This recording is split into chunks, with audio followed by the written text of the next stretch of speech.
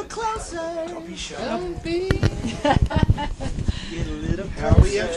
Right, it's 107.9 Light FM. Lisa Adams, Dave Burnett, live backstage with the Backstreet Boys in the house. This is probably, Dave, one of the most exciting things ever to happen for me. I'm freaking out right about now. Wow, this is good. And there's no air conditioning in the trailer, so that's even better. Yeah, fantastic. About 95 degrees here today. So, Nick, let me ask you a question. The new CD, This Is Us.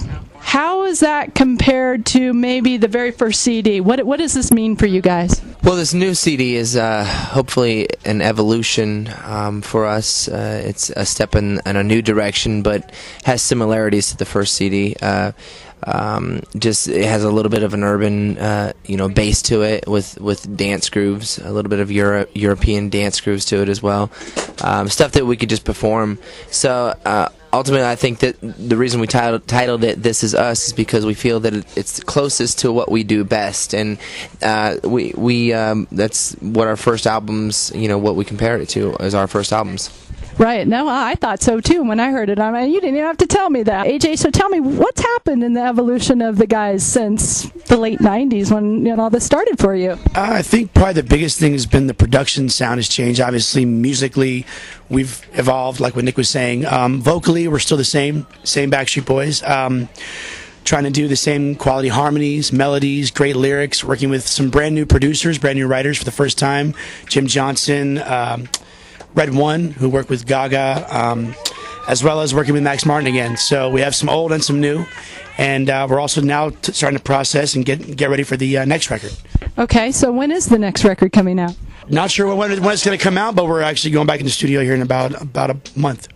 So, Brian, let's talk about you. You're also got this solo thing going on, too. And your life is so incredibly busy, the Christian part of what you do. So what does this mean for you? The boys back together doing their thing? A lot of people say, oh, Backstreet Boys are back together. And the thing is that we never really stopped. I mean, we took like a 9-month, 10-month break in the year 2003. We toured the Black and Blue record until 2002. But, a lot of people say, how do you keep at it? You're a father, you're a husband, you're a Christian artist, you're a Backstreet Boy, how do you do it? And my answer is simple. You spend time on the things that you want to nurture and be successful in your life. I spend a lot of time as a Backstreet Boy, but I also spend a lot of time as a Christian artist or as a father and as a husband. So anything, business is business, and it's just a little more preparation and putting schedules together and stuff like that. But I'm working on my new solo record, but I'm happy to be a Backstreet Boy. Hopefully I'll be a Backstreet Boy the rest of my life. Oh, I know you guys are going to be Backstreet Boys for the rest of my life. Right.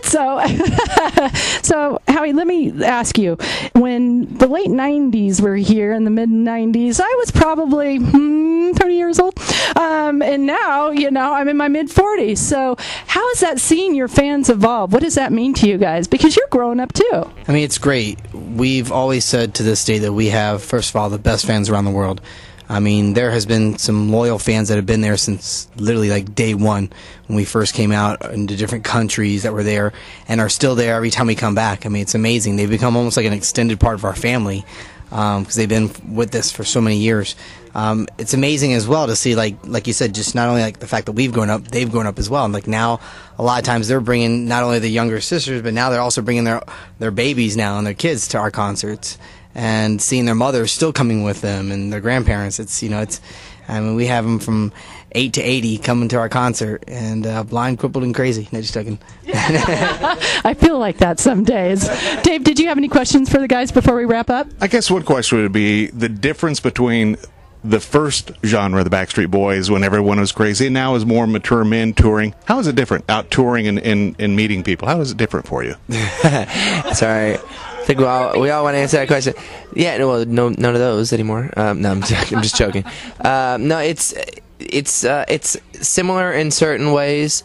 I mean, our relationship has gotten a lot better between each other, and I think that's made. I don't know. I think that's made the progression and the direction that we take in music and in our shows and everything that we do as a group much better.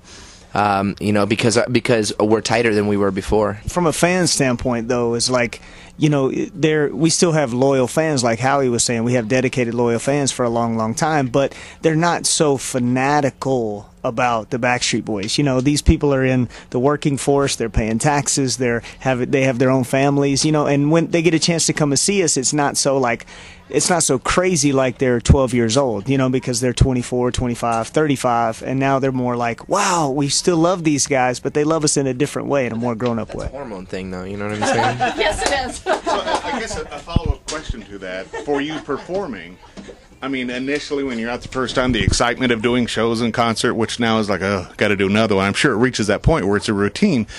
But now is it as much you enjoy just doing the music as it is what happens on the stage and that excitement, just enjoying doing the music with each other? Absolutely. I mean, we've been doing this now for almost 18 years. I mean, we love what we do, and again, like Howie said, because we have the best fans around the world, they give us that extra drive, and we help each other and, you know, support each other to give us that extra drive as well to keep making great quality music. I mean, as long as you want us around, we're going to be around. So, you know, we also have to be fans of our own material before we introduce it to the world. So, and that takes a lot of effort and a lot of planning and preparation to make the record what it needs to be, you know, quote unquote Backstreet Boys quality. And that's, you know, it's quality, it's not quantity. Well, I think Boise's just about ready for these boys because you got some screaming fans out there today. Yeah, it's insane out there. Thank you so much, you guys. One last question. Nick, boxers or briefs?